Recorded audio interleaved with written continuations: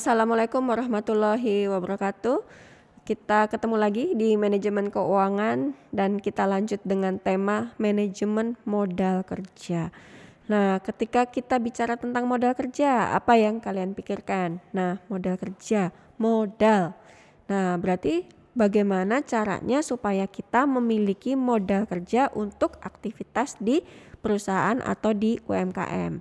Nah, tujuannya pembelajaran ini yang pertama adalah bagaimana kita memahami tentang apa itu manajemen modal kerja. Yang kedua adalah bagaimana kita ketahui konsep modal kerja itu seperti apa sih. Nah, seperti yang sebelumnya tadi yang minggu lalu kita pahami tentang manajemen kas, di mana ada beberapa motif yang kita harus mengalokasikan dana kita sesuai dengan motif yang kita inginkan. Kemudian kalau di konsep modal kerja itu juga nanti kita akan belajar ada 3 konsep yang kita harus alokasikan modal kerja kita itu sebenarnya masuk ke konsep yang mana. Nah, teman-teman, ketika kita bicara tentang modal kerja, apa yang ada di benaknya teman-teman?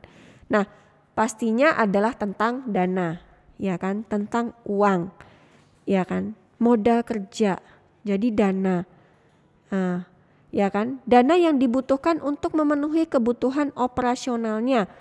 Ya, kalau tanpa dana, apakah bisa operasional itu berjalan? Itu juga tidak mungkin kan. Nah, kalau misalnya kita mau usaha, kita mau melakukan usaha atau bisnis, yang kita utamakan pertama adalah apa? Wah, modalnya berapa ya gitu.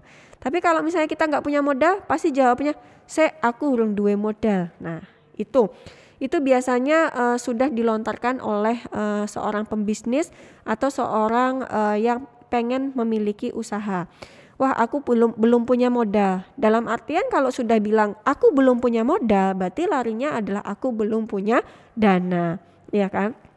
Nah, dana yang seperti apa? Nah, yang kedua adalah bagaimana pengelolaan terhadap komponen aktiva lancar perusahaan.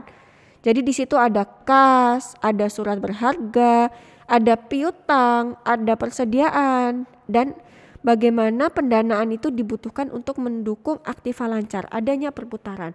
Jadi modal kerja ini tidak hanya dana. Kalau kita sampaikan di sini, kalau kas tadi kemungkinan itu adalah dana atau uang yang kita keluarkan. Lah kalau modal kerja itu tidak hanya mencakup dana saja, tetapi masuk tuh yang menjadi aset kita. Nah, kalau misalnya kita punya uang, tapi kita nggak punya untuk operasionalnya, contohnya bangunan kita nggak punya, kemudian kita nggak punya mesin. Nah, untuk mesin untuk melakukan operasionalnya bagaimana kalau kita nggak punya? Nah, yang ketiga, kita nggak punya misalnya kendaraannya untuk pengangkutan barang misalnya.